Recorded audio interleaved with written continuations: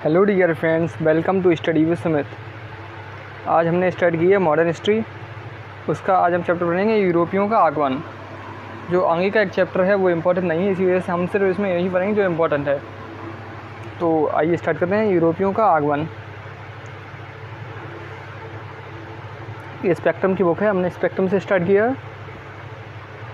यूरोपियों का आगमन एवं ब्रिटिश शासन का सुदृढ़ीकरण।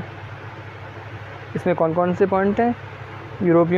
भारत में यूरोपियों का आगमन, ब्रिटिश विजय के समय भारत की स्थिति, ब्रिटिश शक्ति का विस्तार एवं सुदृढ़ीकरण। तो आइए से स्टार्ट करते हैं।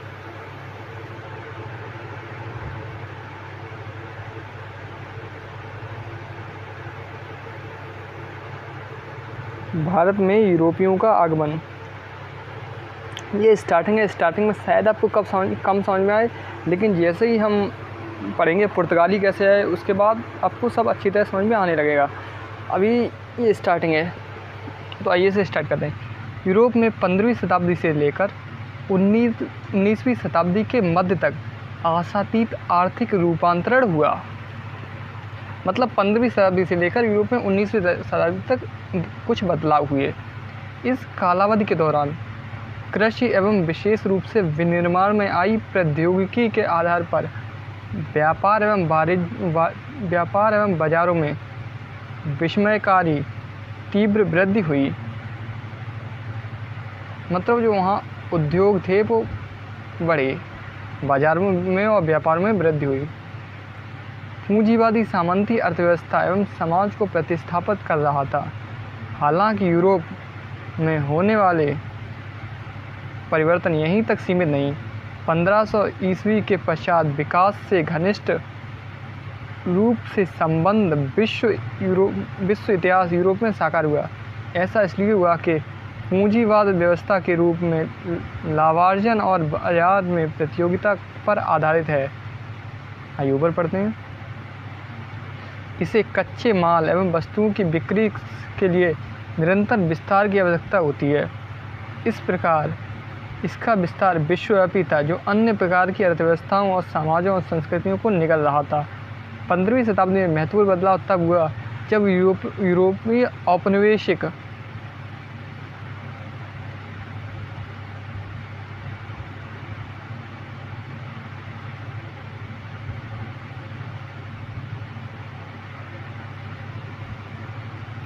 शक्तियाँ नवीन विकल्पों की खोज में बाहर निकलीं। इसका यह अर्थ नहीं है कि अन्य मौजूदा संस्कृतियों से उनका संपर्क पहले से नहीं था। यहाँ कहने का अर्थ यह है कि जो नवीन शक्तियाँ, जो यूरोपीय शक्तियाँ हैं, वो जब समुद्री मार्ग या फिर खोज के लिए बाहर निकली, तो इसका मतलब यह नहीं है कि वो पहले से भारत या फिर अन्य किसी देश से कनेक्टेड नहीं थी। हालांकि भारत से तो वो पहले से ही थी, प्राचीन काल से थी। भारत के ग्रीक, यूनान और रोम के साथ क्रिश्चियन युग शुरू होने से पूर्व और पश्चात से ही व्यापारिक संबंध थे। मतलब भारत से उनके क्रिश्चियन युग शुरू होने से पहले से ही संबंध थे। चीन एवं एशिया के अन्य हिस्सों से संपर्क बेहद प्राचीन थे। चीन और एशिया के भी अन्य हिस्सों से उनके संपर्क बेहद प्राचीन थे, जो समस्त मध्य युग तक जारी रहे। मार्को पोलो 1254 और 1324 ईस्वी, जिसने चीन की यात्रा की, के यात्रा वृत्तांतों ने यूरोपियों को बेहद आकर्षित किया। मतलब एक चीनी यात्री था मार्को पोलो, जिसने चीन की यात्रा की। उसके जो यात्रा वृत्तांत वो यूरोपियों ने पढ़े और उस यात्रा वृत्तांत को पढ़कर वे बेहद आकर्षित हुए। पूर्व की बेशुमार धन संपदा और समृद्धि की कहानियों ने यूरोपियों की लालसा में वृद्धि की। आइए ऊपर पढ़ते हैं। इटली ने लगभग 12वीं शताब्दी से यूरोप के साथ पूर्व के व्यापार पर एकाधिकार प्राप्त कर लिया। कब? तो इटली ने जो व्यापारिक मार्ग था यूरोप का, वो इटली से ही होकर जाता था। तो उसने उस मार्ग को 12वीं शताब्दी से यूरोप के साथ पूर्व के व्यापारिक मार्ग थे जो यूरोप के लिए आते थे, उस पर 12वीं शताब्दी पर इटली ने अपना अधिकार जमा लिया, एकाधिकार कर लिया। दक्षिण पूर्व एशिया और भारत के साथ व्यापार विभिन्न स्थल मार्गों और जलमार्गों से किया गया है। एक मार्ग से पूर्वी वस्तुओं को फारस की खाड़ी से होते हुए तुर्की, इराक एवं तुर्की लाया जाता था। वहाँ से इन्हें स्थल मार्गों और जेनोआ और वेनिस पहुँचाया जाता था। मतलब एक मार्ग ये था कि इसे फारस की खाड़ी होते हुए ईरान लाया जाता, तुर्की लाया जाता, और स्थल मार्ग जेनोआ और वेनिस से पहुँचाया जाता था। मतलब स्थल मार्ग से जेनोआ और वेनिस पहुँचाया जाता। लेकिन दूसरा मार्ग था लाल सागर होते हुए, एक अन्य मार्ग लाल सागर होते हुए था। वस्तुओं को मिस्र में अलेक्जेंड्रिया लाया जाता था। मतलब एक था लाल सागर से वस्तुओं को मिस्र, और कहाँ अलेक्जेंड्रिया लाया जाता था। लेकिन तब वहाँ स्वेज नहर नहीं थी, इसलिए अलेक्जेंड्रिया को भूमध्य सागर के माध्यम से इटली के शहरों को जोड़ा गया था। आइए ऊपर पढ़ते हैं।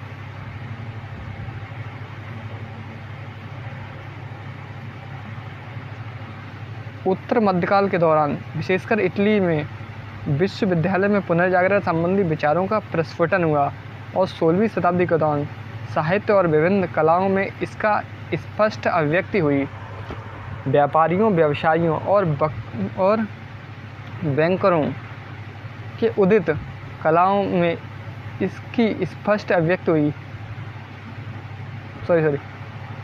व्यापारियों, व्यवसायियों और उदित हो रहे वर्ग से यूरोप के नवीन वर्ग का निर्माण हुआ। यह वर्ग पुनर्जागरण और सुधार आंदोलन से बेहद प्रभावित हुआ।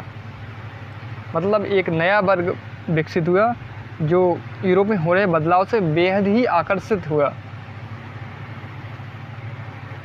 पुनर्जागरण के उद्गम स्थल इटली में व्यापारी 11वीं और 12वीं शताब्दी से ही यूरोपीय देशों को कलात्मक एवं विलासिता की वस्तुओं से आपूर्ति कर रहे थे, जिसमें वे बेहद संपन्न थे। इस प्रकार पूर्वी देशों के साथ इटली का व्यापार वर्चस्व था और यूरोप देशों का सामान बड़ी आपूर्ति इटली द्वारा की जाती थी। यूरोप के कई देश व्यापार के क्षेत्र में इटली के एकाधिकार को तोड़ना चाहते थे। मतलब यूरोप के जो व्यापार का रास्ता था उस पर इटली का एकाधिकार था, और इटली अपने मनमाने ढंग से करारोपण करता था। करारोपण के जरिए अपने मनमाने ढंग से चीज़ें इसे देता था, यूरोप को बेचता था। इसी वजह से इटली के वो सोचते थे अगर इटली का अधिकार समाप्त हो जाए तो चीज़ें हमें सस्ती पड़ जाएंगी।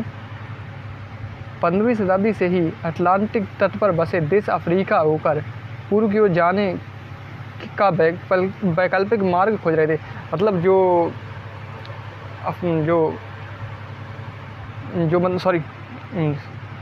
15वीं शताब्दी में जो अटलांटिक तट पर जो देश बसे थे अफ्रीका, वो अफ्रीका के रास्ते से केप ऑफ गुड होकर मतलब जाने का रास्ता खोज रहे थे। उल्लेखनीय यह है कि 15वीं शताब्दी के उत्तरार्ध में विभिन्न केंद्रीकृत राज्यों और शक्तिशाली नरेशों का उदय हुआ।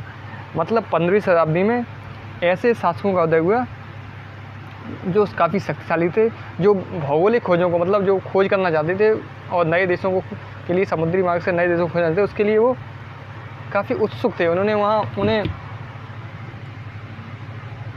जिन्होंने भौगोलिक खोजों को बढ़ावा दिया तथा साथ ही खोजियों को वित्तीय मदद भी मुहैया कराई।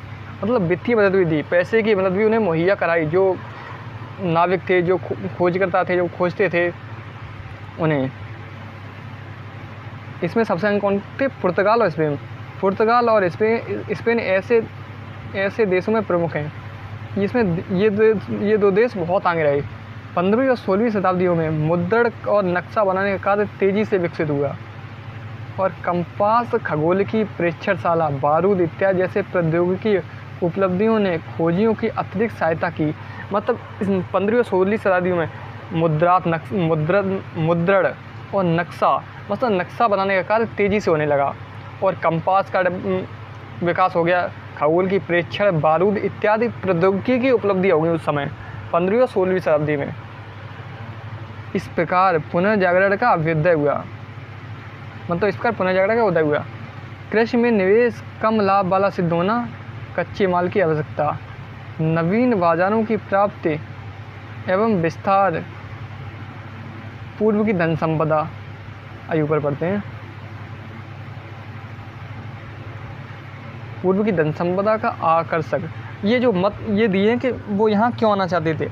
एक तो वो पूर्व की धन संपदा से आकर्षित हुए थे जो यूरोपीय थे। दूसरा है ईसाई मत के प्रचार की उत्कट इच्छा एवं यूरोप में पुरातन व्यवस्था के स्थान पर नवीन व्यवस्था के स्थापित होने के कारणों को। भारत में यूरोपीय औपनिवेशिक शक्तियों के आगमन का मार्ग प्रशस्त किया। मतलब ये उनका वो ईसाई मत का प्रचार भी करना चाहते थे यहाँ यूरोप में आकर, इसलिए। तो आज हम यहीं तक पढ़ेंगे। नेक्स्ट वीडियो में पढ़ेंगे पुर्तगाली, जो पुर्तगाली भारत है। सबसे पहले पुर्तगाली है, तो कल की वीडियो में पुर्तगाली के बारे में पढ़ेंगे। धन्यवाद। Like, comment, share and